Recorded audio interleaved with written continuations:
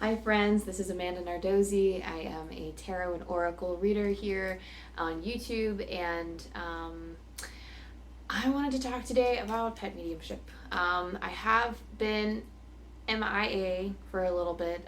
That's because unfortunately I lost a very dear pet of mine I know I introduced all of my ferrets on the channel, but she had gotten very, very sick, and I had to help her cross over the Rainbow Bridge. Is what they call it in the pet world, the Rainbow Bridge. So I guess what I wanted to talk about is a little bit about what I've learned from the experience. I apologize. It's hard for me to keep in high spirits. I'm still in the thick of it. I'm still handling it. But I'm at that point in the grieving process where it's time for me to move forward and get my feet moving, because I've been ragdoll long enough, basically. So I do want to say that first and foremost, without the psychic and mediumship stuff, is that pets are very important to their owners. I do want to say that goes without saying if anybody has pets. There's something different about pet loss than it is with a human, essentially because, yes, we can have very, very deep connections with human beings. Pets are made of pure unconditional love, or seemingly made of pure unconditional love. They are completely and totally dependent on us for their care. And they also can't communicate. So they can't, with their words, communicate the things that they need. If they're sick, they can't communicate how they're sick. So oftentimes I think that when pets pass, owners blame themselves to the extreme, because they feel, they feel I'm most responsible, they feel it most to blame. So when it comes time to make the decision of, something like euthanasia, or trying to determine the quality of life that pet is going to have, and if it's in the best interest of the pets, we have to make those decisions for them because we can't communicate with them. And some would argue that, okay, if you're a psychic medium, you can, connect with this pet and determine whether, whether they would want to stick around or not. And then I would highly caution against that. I think that in times of turmoil, I think that my pet did come through on the other side to tell me. And I will, to this day, experience doubt, probably. I don't want to doubt it, but she connected with so much love that I had to believe that it was her coming from the other side. But I can tell that story in a second, but there's a reason why it's hard to go to a psychic or a medium and say, hey, can you connect with my pet? This is why a lot of psychics don't like addressing health, for health or legal things or whatnot, because it's such an emotionally charged situation. So let me just say first and foremost that despite all of the fear and all of the panic and all of the emotions building up within, that you are still the best judge for whether it is time for your pet to pass or not. And you are the best determinant because you know your pet the most. And you are in tune with their energy more than a psychic or medium could be. You can go to them for help, but ultimately you need to be aware that is your decision to make. That is our burden to bear as pet owners. Not only when it's time, but also trying to assess the pet's needs. I know it's incredibly difficult, but it is possible. But it takes a lot of skill and a lot of practice to connect with a pet. Psychically, especially when it comes to an emotionally charged situation of, is it time for them to go? And that's why a lot of owners you'll see in forums, and when you talk to people who have had to they've had to help their pet over the Rainbow Bridge, when they've had to make that choice, how they knew it was time. And oftentimes they say that intuitively they just knew. And there's this thing called anticipatory grief, which I was experiencing throughout the whole week of, her like sparing you the details, like her health was declining, so she relied on me basically for a lot of her care. And then it wasn't until like her second hospitalization that they came through with the confirmation that while it wasn't 100% confirmed that she had a third cancer, it was pretty obvious that that's the direction that she was headed in. But the night before we had gotten that diagnosis, or that prognosis, I should say, the night before, you know, there was, I'm always talking to spirits at night, so it's always just a wonder of, okay, well, who are you? What are you trying to say? Like, you know, how, like, you're kind of asking these spirits questions to try to determine who they are. And oftentimes I do feel it's like either helper spirits for me or it's guides, because some of them do be sassy. Some of them, like, they come through with just suggestions. They don't really seem to come through as all-knowing beings, so I hesitate to say, oh, they're ghosts, because I'm still trying to piece together the difference between like a ghost and like a loved one that's crossed over, because I have my own views on that, and you know, the books that I'm picking up aren't quite shedding light on that topic for me yet, so I may have to bring that perspective to reality someday. But essentially, with pets, specifically with my little Near, she had come to me, and she had given me these symbols, and, you know, because originally a few days prior, I was thinking about it. I was worried about it. I said, I don't want to have to do this yet. I want to make sure, and, like, I don't want to jump to conclusions in my agony, because I am physically stressed because I was up all hours of the night taking care of her. I was emotionally distressed because I had to take care of her, and I didn't know what was going to happen. So there's that anticipatory grief of, like, intuitively I understood that her time was coming, I just didn't know when, and dealing with the unknown is incredibly difficult for a lot of people, and just me too. Like, just because I'm a psychic medium doesn't mean that I am completely free from, you know, you can have all the trust in the world, in the divine, and you will still experience the challenges of, you know, being human. That's just how it is. You could be a healer soul. You could have come here to heal humanity. You come here, you know, you still have to face challenges because you're human and you're living on Earth. So you could be the most advanced soul in the world. It doesn't matter. You're still gonna encounter pain and sorrow, and those are things that you just have to learn to deal with. She had come to me a few days prior and said, you know, they had given me an image of the euthanasia being administered, saying that, you know, and she said, Mommy, it's not my time, or I'm not ready yet, is what she had said. She said, Mommy, I'm not ready yet. So, you know, and that was upsetting because I said, oh my goodness, like, is it, like, you know, I just wasn't sure what she was addressing, or, like, you know, like, would she go on her own? Would she need my help? Like, so many questions were unanswered. But the most important thing that she, you know, because Spirit only shares what I need to know. Spirit only shares what you need to know. You might want more information. You might want to know how it happens. But essentially, they only tell you what you need to know. First and foremost, in times of crisis. Secondly, you know, when I had left her at the hospital, you know, for them to, you know, help stabilize her, she had come to me again saying, like, hey, I'm ready, like, you know, it's time. And she showed me, like, the field and everything. She showed me like a field of flowers, and she showed me like a symbol or two, something that I didn't think that would connect with her, but that made sense to me because it was something that I had used to distinguish her from the other ferrets as I was making their food. I was using these silicone molds, and, like, for the other 3 ferrets, it's because of Near's medicines that she had.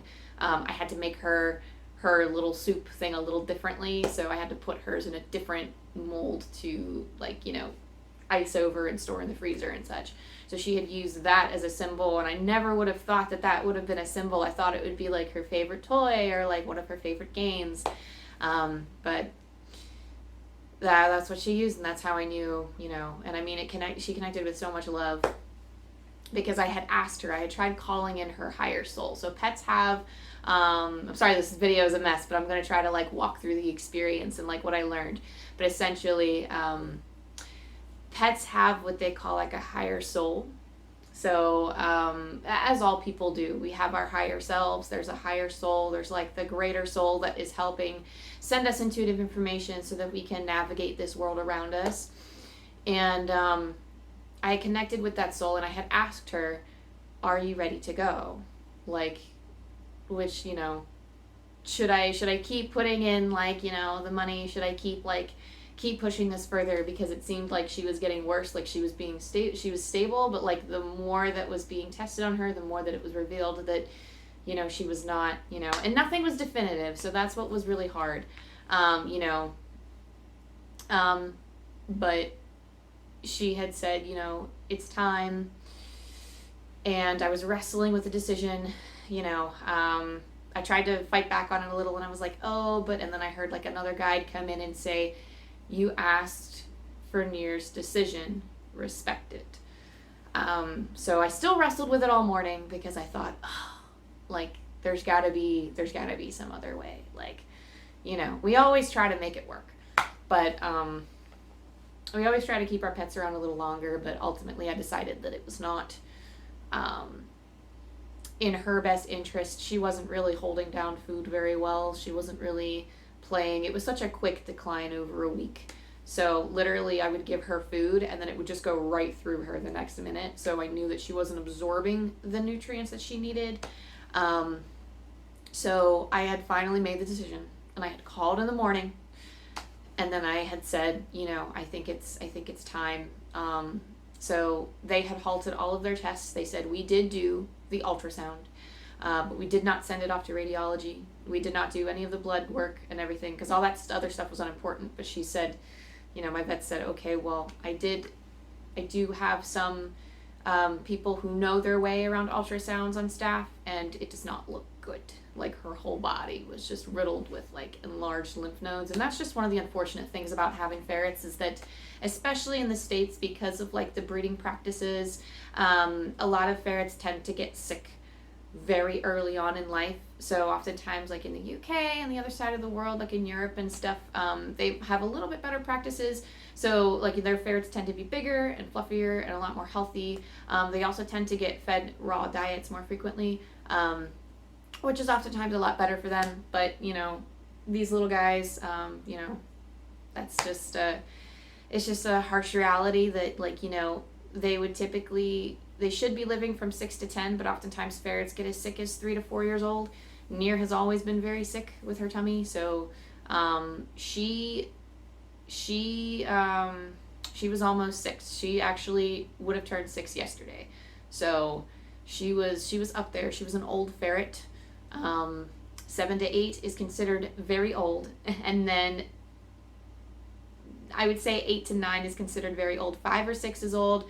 7, 8 is considered old. 9 is considered ancient, and then 10 is basically unheard of. My vet, who's like the best vet in the city, said that he only treated like two ferrets that were 10 years old in all of his time, in his many decades of treating ferrets. So it happens. It does happen. But he said it's very rare. So, you know, she lived very old. She was a happy little girl.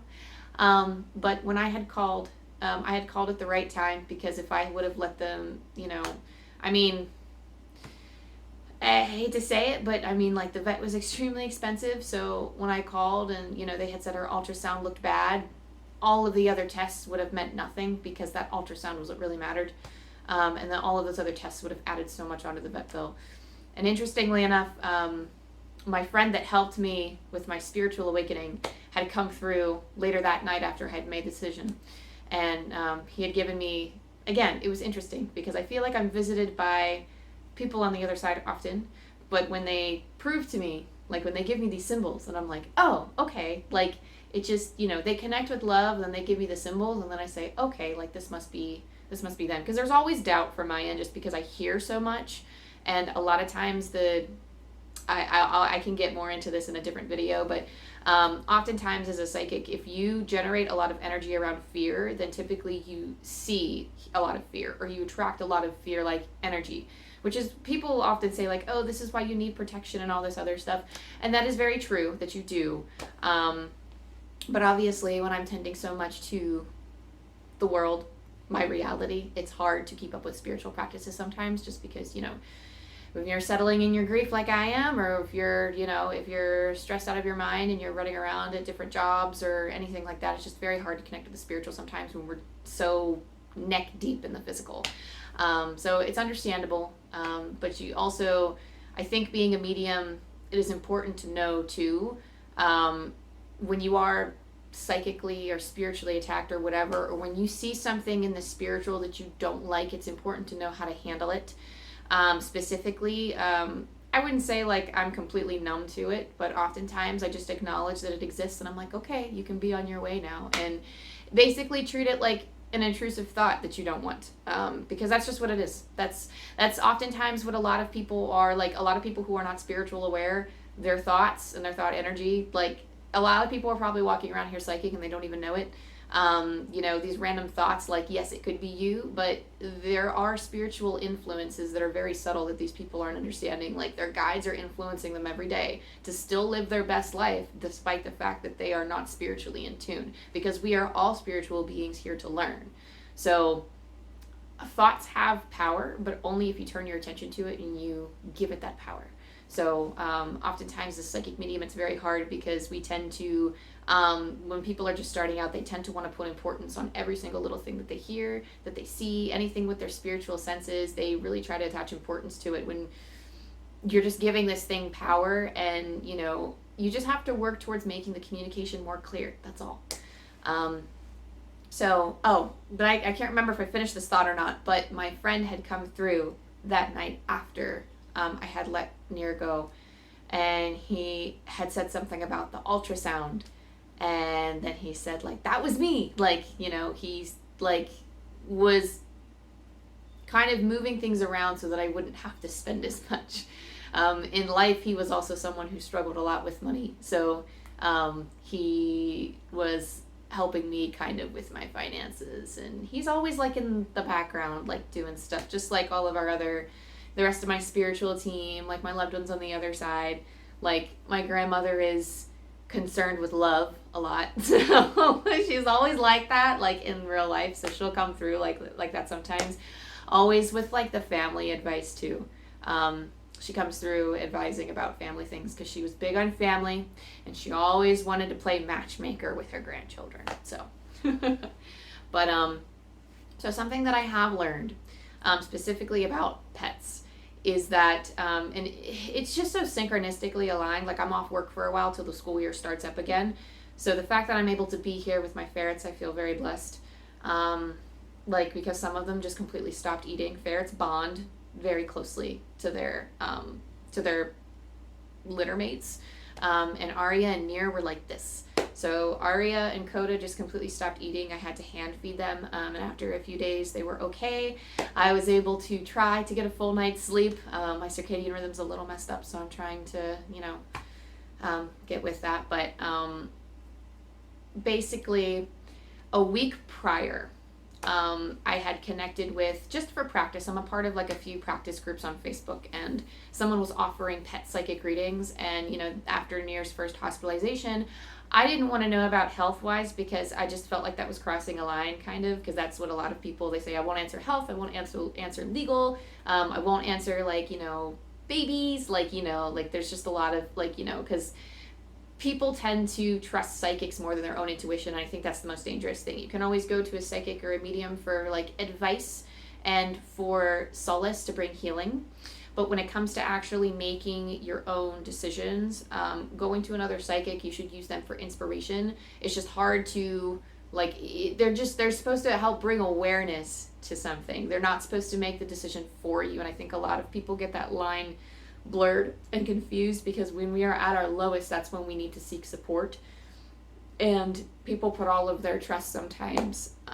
It's just very hard to claim their power. It's a tough situation, but it's very hard to claim their power when they're feeling so stuck in their own sorrows or their own grief, or when they're pressed for time.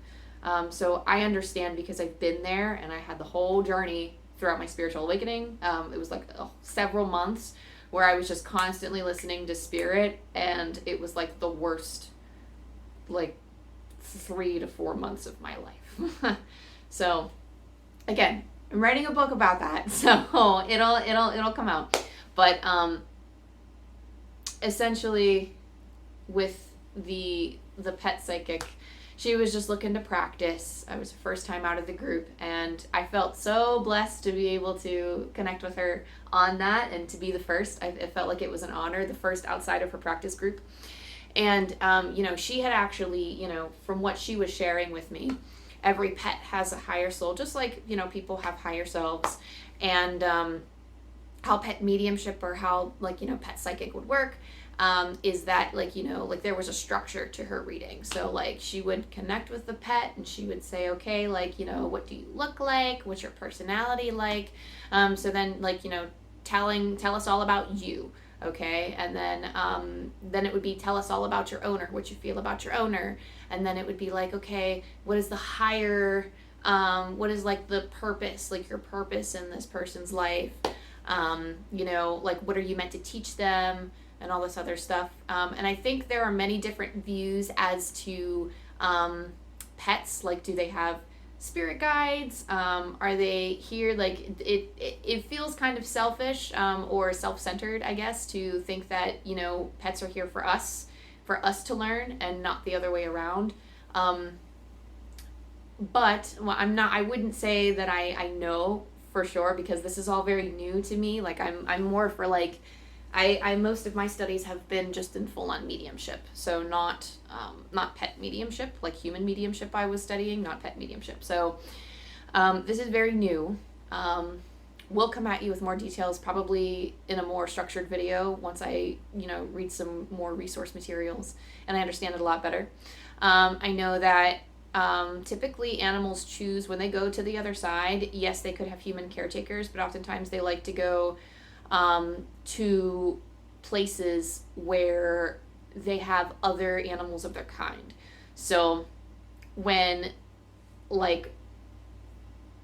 I had helped near crossover, I was telling her, oh, well, say hi to Nana and all these other people, and I gave her a list. I was like, say hi to all them for me. And I heard a guy, there was it was I don't know if it was one of my guides. It felt like it was somebody who was just mainly in the comfort room that was coaching through, I can tell they were, that spirit was there to help other people, help their animals cross, because, during the time of, Zanir's passing, the spirit had said, whoever was there had said, there are other, when I had said, oh, say hi to everyone for me, the spirit said, tell her there are other ferrets there. And I said, oh, okay. So I shared that, and then they had said she has a lot of friends, and she has a mommy there, a ferret mommy. And I was like, oh, that's so sweet. So, and I mean, I'm sure ferrets could go anywhere. I'm sure they could see previous owners. I'm sure that they could, all of that stuff. But I guess where they would feel most comfortable, where they would go first is, with all of their ferret buddies, so that makes sense. And the spirit was there to help, say oh, tell her some of the good moments you shared with her. It'll be tell her your favorite memories of her. And then once I said some of those, they would say, well, tell her how much you love her, or tell her,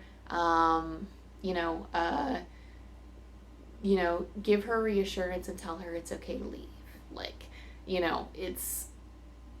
It was very and I mean, just because you're not if you don't experience it full clairaudient like I do, they're still influencing you in the subtle realms. There is help everywhere for you all of the time.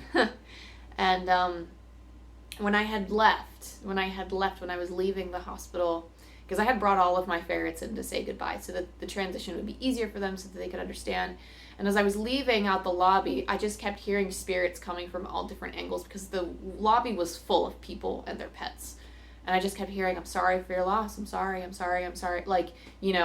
all had that, a lot of the spirits around them had this immediate understanding of what was going on and what I had to go through. So I felt it felt wonderful. It felt like I had a lot of support in that really difficult time.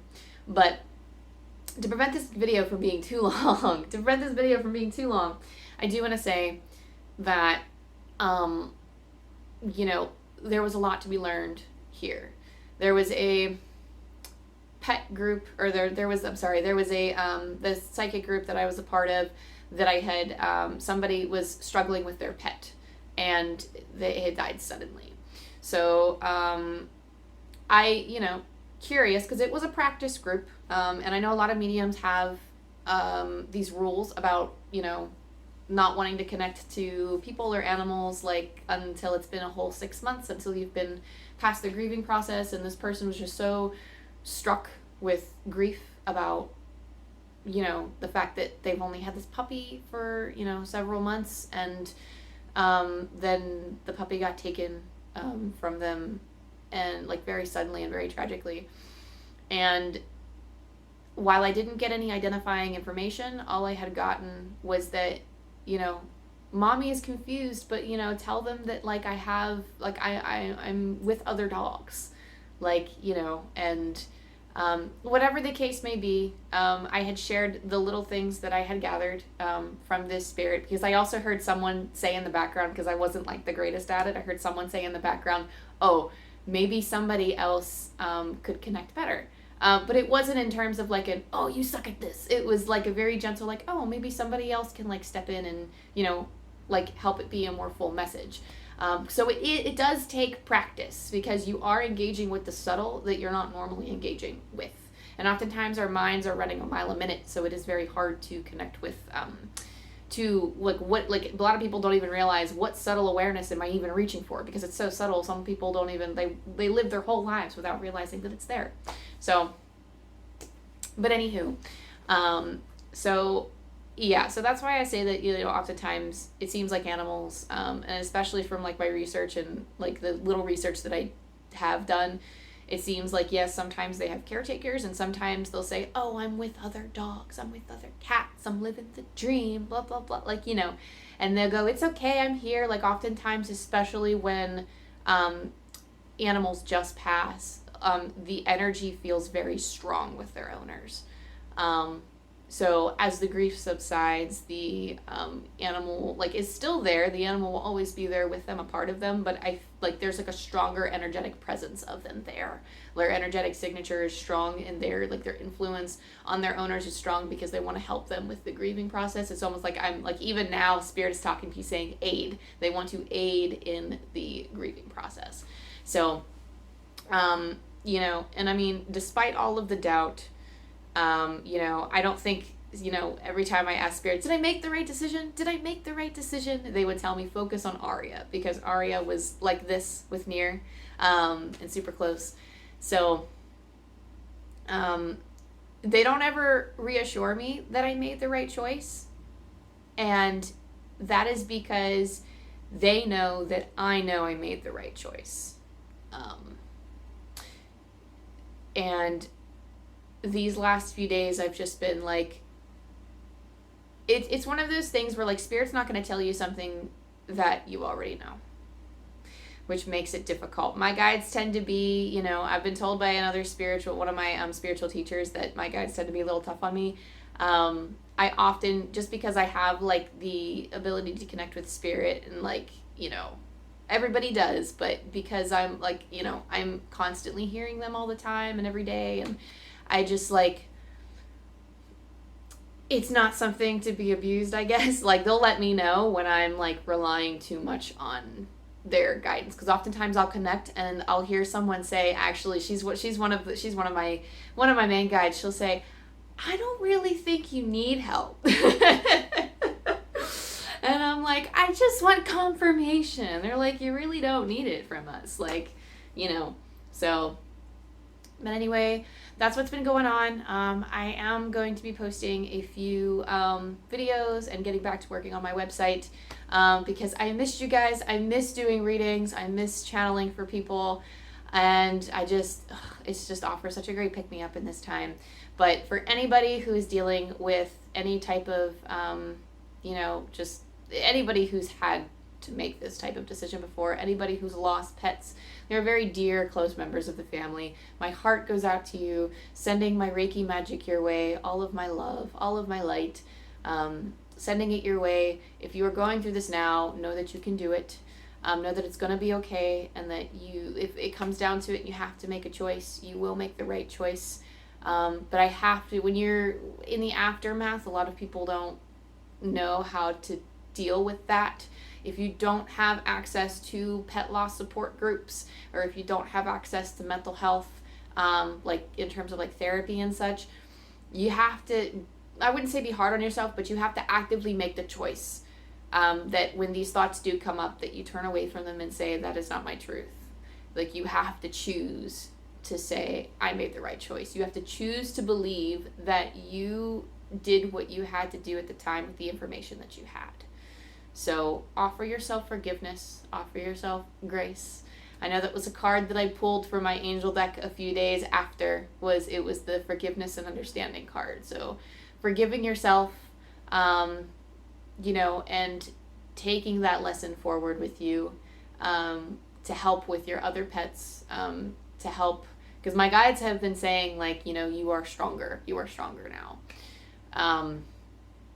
And I do feel like I can handle grief a little bit more, that I can make these kinds of decisions when my pets need me to. I feel a little bit more strong in that, I've seen this before, I've handled this before, and I followed my intuition, and it did not do me wrong. Because otherwise, they had told me if I didn't make the choice, that if I didn't help her cross over, that the angels would help her. And again, it was not, specifically they said, if you don't take her, the angels will. So it was not meant to be like a foreboding, like they had sent this with so much love. They were just letting me know, hey, this is coming. So, but it definitely helped. I told angels, I said, you know what, make this have some type of physical ground though, because I see her suffering, but I need to see that I cannot help her anymore. Like I didn't want to take her to that point, but I needed something to reassure me in the physical that I wasn't just making the choice out of fear. So always trust, always ask the divine for help, and ask your loved ones around you too for support. They understand. Anybody who's had pets understands this struggle, or will understand this struggle.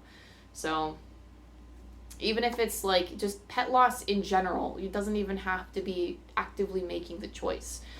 It is very often, it's unfortunately rare that it's rare that an animal like passes from old age in their sleep, because old age is always indicative of something else. Just like in humans, old age is always something else.